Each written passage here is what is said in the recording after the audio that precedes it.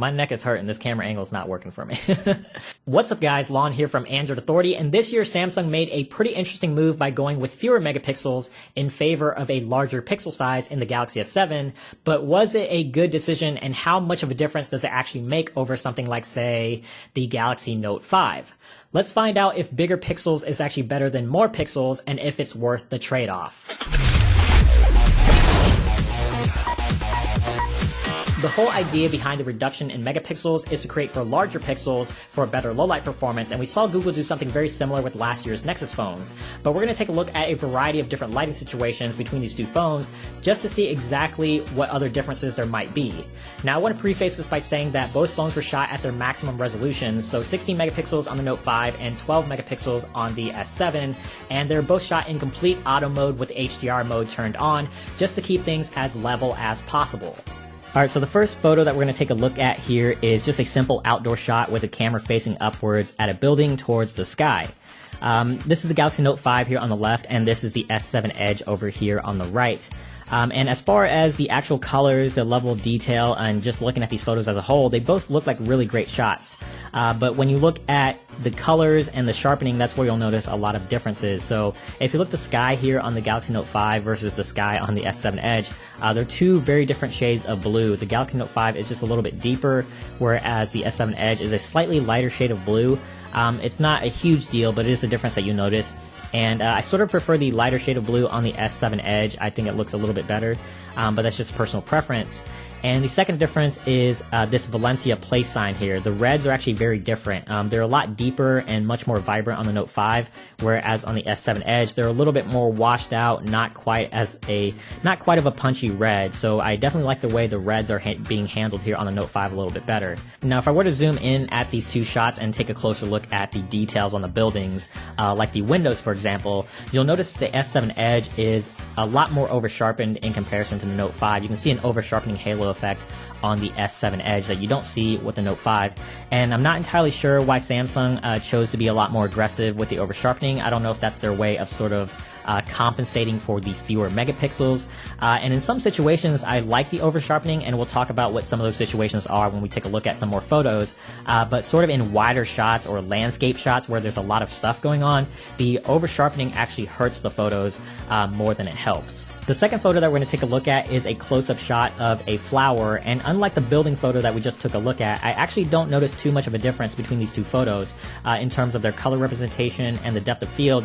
They look nearly identical, so you can see the yellows and the greens here don't really look all that different between these two shots, and they're both, again, really great looking photos. Now if you zoom in on the flower here, you'll notice that the S7 Edge is slightly more over-sharpened compared to the Note 5, but in close-up shots or macro shots where there's a very specific point of focus, I actually think the over-sharpening is a lot more beneficial in these types of photos.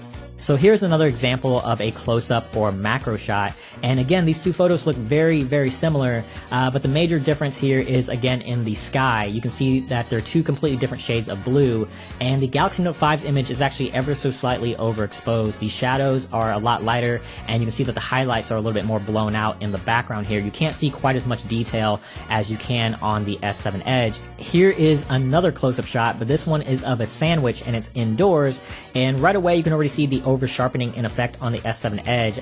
If you take a look at the sandwich, the entire sandwich is actually in focus, whereas on the Galaxy Note 5, the focus is more towards the center, and it sort of bokehs out as you move along the edges of the photo.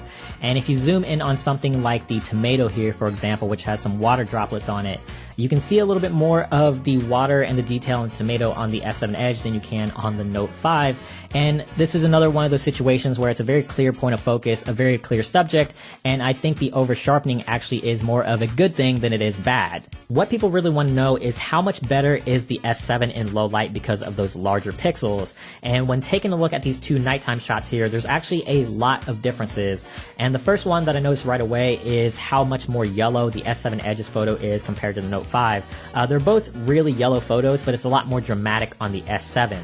The second difference is in the highlights. So if you zoom into this lamp here, you can see that the Note 5 is a little bit more overexposed. There's a bigger halo effect within the highlights, and the same thing can be seen if you go over to this McCormick and Schmick sign here. You can see that there's a much bigger halo effect. The last difference that I see is just in the brightness of the photo. This one is probably not too surprising, but the S7 Edge is a much brighter photo overall. You can see the buildings up top a lot easier than you can on the Note 5. And this is probably due to the larger pixels and also because you're dealing with a much brighter lens on the S7 Edge with an f1.7 aperture. Here is another outdoor nighttime shot, but this one is of some flowers, and neither one of these photos really look that great, to be honest, but there are a lot of differences between these two photos. So with the Galaxy Note 5, you actually have a much more colorful shot, but it's also very, very yellow, and you don't really get a whole lot of detail. Whereas on the S7 Edge, there's a lot more detail, the photo looks a lot sharper overall, but the colors are extremely, extremely washed out. But you'll notice that it's a much brighter image, which allows you to get a lot more detail. You can see a lot more in the concrete on the ground here, and you can see the left side of the flowers a lot more, whereas on the Note 5, the whole entire left side of that image is pretty much completely blacked out. The last photo that we're going to take a look at here is an indoor shot of an Android figurine on my desk, and the only thing illuminating this photo is the Philips Hue lights in the background. So there's no office lights on, there's no studio lights on, and there's no lights coming through the windows because this was actually taken at nighttime. But right off the bat, you'll notice that the S7 Edge is a much brighter image. If you look at the Android figurine, you can see him very clearly, whereas on the Note 5, you can't really see him quite as well because it's a lot darker. The same thing can be said about the background. So if you take a look at the toy car on the left there, you can see the toy car pretty easily on the S7 Edge, whereas on the Note 5, you can really only see about half of that car. So you have a much brighter image on the S7 Edge, a much more well-detailed image, and this is where having those larger pixels and that wider aperture, that f1.7 aperture, really makes a difference in low light. So did Samsung make the right decision here by going with fewer megapixels in favor of larger pixels? And personally, I think they did. I think it was worth the trade-off. The camera still takes fantastic looking images in pretty much all lighting conditions, and the nighttime shots are a lot brighter, there's a lot more detail, and it handles exposure and the highlights a lot better. They still aren't amazing, but they're definitely an improvement over the Galaxy Note 5 or the S6 from last year. But that's really going to do it for this video, guys. Hopefully you enjoyed it and found it helpful. If you did, please give it a thumbs up down below. We definitely appreciate it. And also subscribe to the channel, which is also down below if you haven't already.